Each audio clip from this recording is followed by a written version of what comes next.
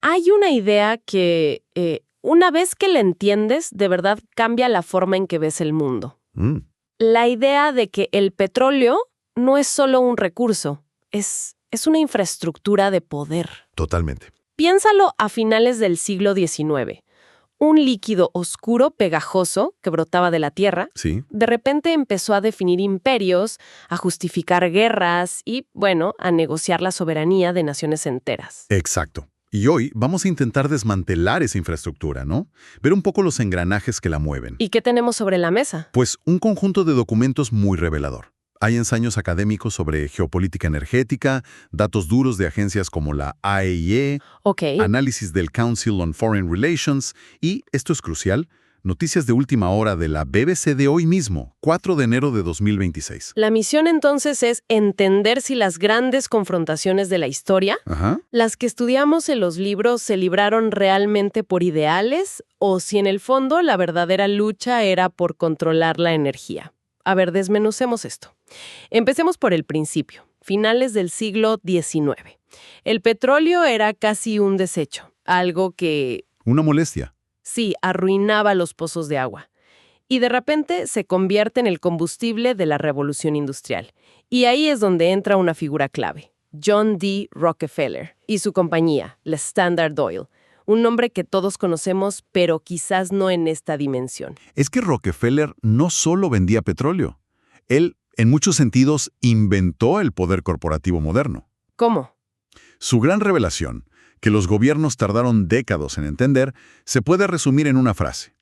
Controlar la energía es mucho más rentable y poderoso que controlar territorios. Espera, eso suena contraintuitivo. Uno piensa que el poder son los ejércitos, las fronteras. Claro. Pero él lo que hizo fue crear un sistema de control total. La Standard Oil no solo extraía el petróleo, Controlaba todo el proceso. todo, los ferrocarriles que lo transportaban, las refinerías, las tuberías, hasta las tiendas que vendían el queroseno. ¡Wow! Creó un monopolio tan perfecto que para 1890 controlaba el 90% del petróleo de Estados Unidos. O sea, no era un jugador más en el mercado. No. Era el mercado. Las caricaturas de la época lo dibujaban como un pulpo gigante. Sí, las he visto. Y sus tentáculos llegaban a la Casa Blanca, a los bancos, a todo. Y me imagino que ese poder se volvió un problema. Tan grande que el gobierno de Estados Unidos tuvo que crear una ley específicamente para desmantelarlo. La ley antimonopolio Sherman. ¿Fue por él? En su origen, fue la ley anti-Rockefeller. Eso te da una idea de la escala de poder que una corporación energética había alcanzado. Había creado el modelo a seguir. Ok, entiendo el poder de un monopolio en tiempos de paz. Controla la economía. Pero cuando el mundo entra en guerra, este juego de poder se vuelve una cuestión de vida o muerte, ¿no? Totalmente. Ese es el siguiente gran salto.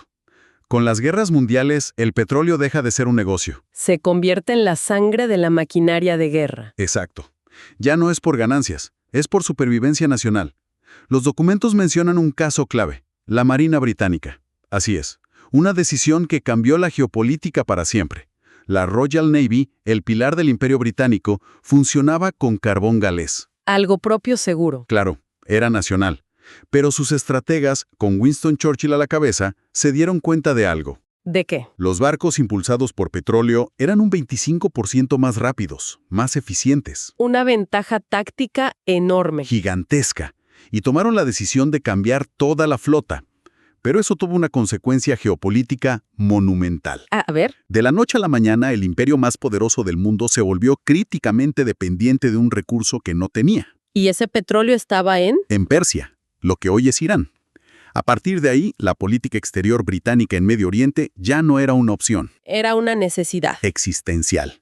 Las fronteras que dibujaron, los gobiernos que apoyaron, todo estaba diseñado para proteger el flujo de ese petróleo. Increíble. Una decisión tecnológica de la Marina redibuja el mapa de Medio Oriente. Y en la Segunda Guerra Mundial, esta lógica se acelera. Se lleva al extremo. Uno de los análisis del Council on Foreign Relations lo plantea sin rodeos. ¿Qué dice? Que el acceso casi ilimitado de Estados Unidos al petróleo fue una ventaja estratégica tan decisiva como la bomba atómica. Mientras que Alemania y Japón Sufrían una escasez crónica. Y eso se ve en el campo de batalla claramente. claro, la ofensiva alemana en el frente oriental. No se detuvo en Moscú por casualidad. Su objetivo real, el estratégico, eran los campos petroleros del Cáucaso. Sin ese crudo, sus tanques y aviones no podían avanzar. ¿Y Japón?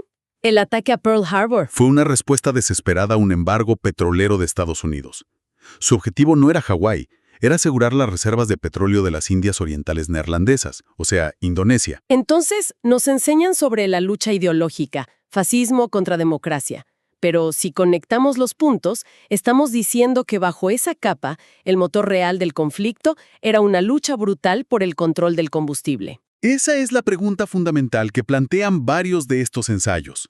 Y es una pregunta incómoda. Sí, lo es.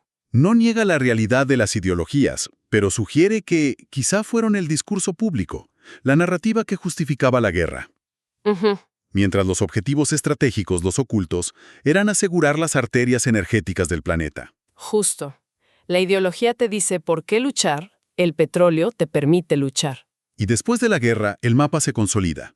Medio Oriente se convierte en el epicentro absoluto, la geografía sagrada del oro negro. No por su historia, sino porque los mapas geológicos mostraban que ahí estaba casi todo. Y aquí la estructura de poder se vuelve más compleja.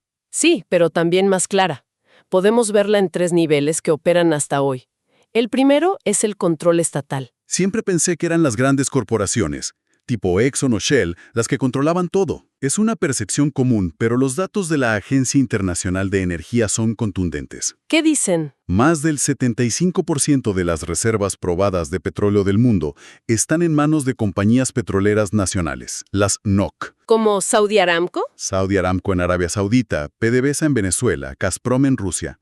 Son extensiones directas del poder del Estado. Un momento. Si el 75% es de los gobiernos, ¿eso no contradice la idea de que las corporaciones privadas lo controlan todo? Esa es la clave. No son necesariamente rivales. A menudo son socios. Ya veo. Y eso nos lleva al segundo nivel. La inmensa influencia de las corporaciones internacionales. Las IOCs. ExxonMobil, BP, Shell. Ellas no controlan la mayoría de las reservas, pero tienen la tecnología, el capital y, sobre todo, una influencia política brutal en los países consumidores. Y a esa influencia es a lo que llamamos lobbying. Exacto. Y no es una teoría conspirativa, es un sistema documentado.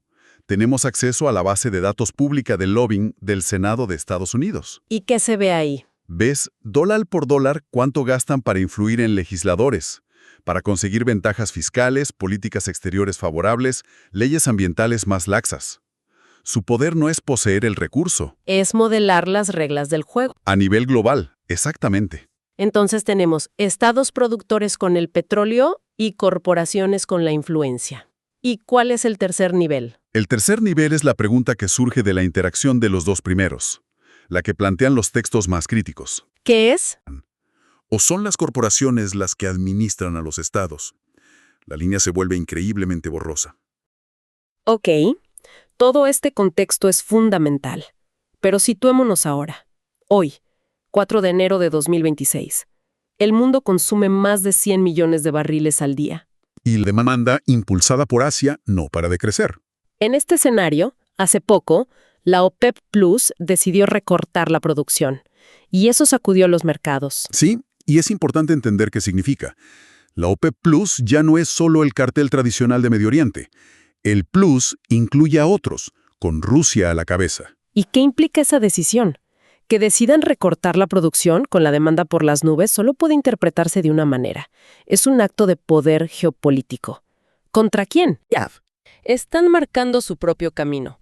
Arabia Saudita parece estar diciendo, nuestros intereses ya no están perfectamente alineados con los suyos. Y eso crea una tensión enorme. Una tensión que, según las noticias de última hora, parece que llegó a un punto de ruptura.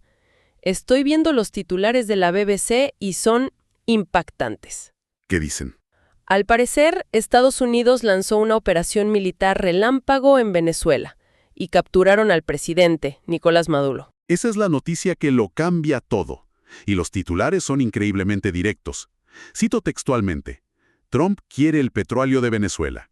El propio expresidente, ahora en el poder otra vez, declaró públicamente que Estados Unidos gestionará el país para, y estas son sus palabras, reparar la infraestructura petrolera y asegurar el suministro.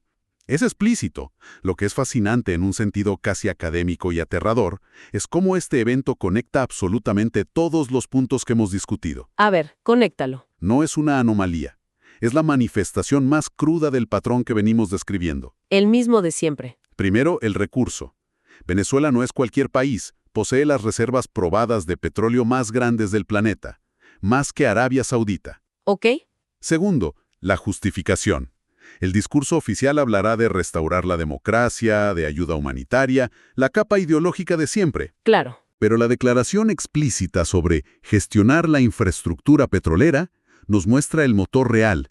Es el patrón del siglo XX, pero en el XXI y sin filtros.